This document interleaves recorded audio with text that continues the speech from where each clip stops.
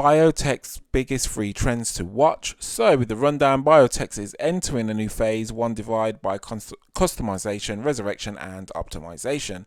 MIT Technology Review reports the biggest trends this year include personalized gene editing, species revival, and custom embryo screening. The details, in fact, before I go into the details, this right here, resurrection and optimization, we're going to be seeing I think there's going to be war before the storm. And the reason why I say that, I think there's going to be a lot of debate on, and it kind of says it in this bit as well, who says what and who leads it.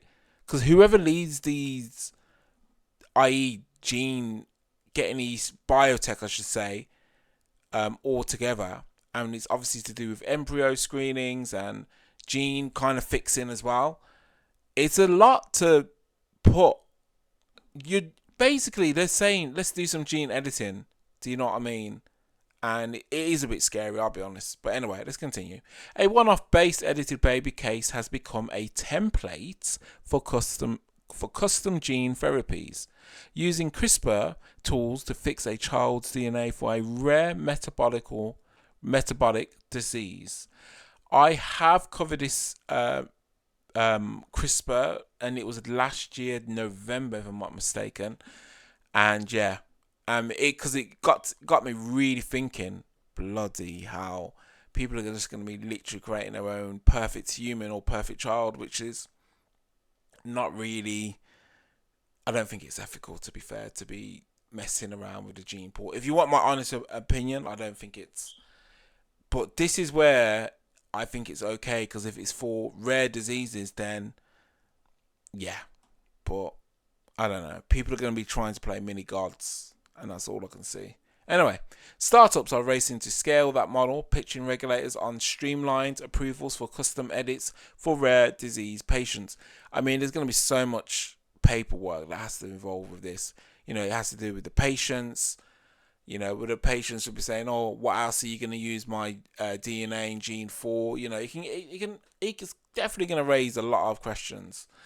De-extinction companies like Colossal are now stitching genes from extinct species like mammoths and direwolves into living animals. I love the fact. I see. This is the bit I would love to see also. Like, I generally would love to see this. Mammoths, direwolves. Is it the dodo? Like, if we could bring some of these beasts back, it'd be quite cool, I'll be honest. Also, for endangered species, also, I think that's going to be a good one, actually. They're talking about bringing things that are actually dead. But they could actually do stuff with, like, what's actually living. There's only a few amount of them. I mean, that's quite ethical. I think that's quite ethical. Anyway, IVF clinics are rolling out embryo scoring that goes beyond disease risk to statistical bet on traits like height, eye colour, and even IQ. Wow, there's going to be a lot of debates with this. Bloody hell. Wow. I can just see, like, people, like, mothers and fathers in the bloody hospital and saying, yeah, we want our son to be 6'6". And I want him to have blue eyes. I want him to have blood. Like, it's going to go to that point, like, literally. And it's going to get weird.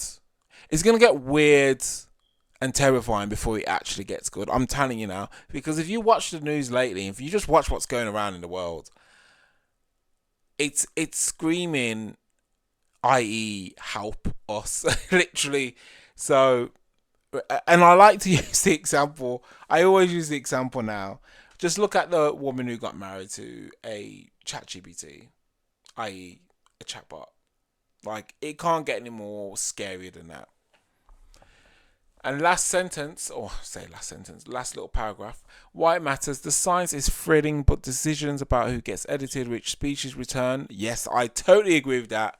I totally agree with this. Which species do return? I mean, bloody hell, I hope they don't bring back the raptors or bloody Spinosaurus, T-Rex, Triceratops. You know, but let's not go into the reptilian families, people. And what traits get optimized? That's very interesting as well. But how are they going to do traits? Oh no, you're not. I was just actually thinking of the beasts and reptilians. With traits, though, I'm guessing they're talking about obviously with the editing embryos of us as humans. Yeah, that's gonna be quite bit ethical, isn't it? Anyway, what traits get optimized are being made by startups and clinicians. That sounds so wrong. Long before regulators weigh in, biology's new power are testing the new limits of institutions meant to govern them. That tension is about to get loud. Absolutely, it's going to get loud and stanky. I'm telling you that now. Yeah, it is going to get really bizarre. It's going to get weird. And you know what's absolutely funny is actually with school, I generally loved biology. I thought biology was quite interesting actually. And I always said if I wasn't, you know, doing creative stuff, I always visioned doing some type of science. Obviously, I never really, you know, was a science guy, but biology I generally did find it very interesting. So yeah. So guys, please, that's it from me. Please like, comment, and subscribe. Stay safe and peace.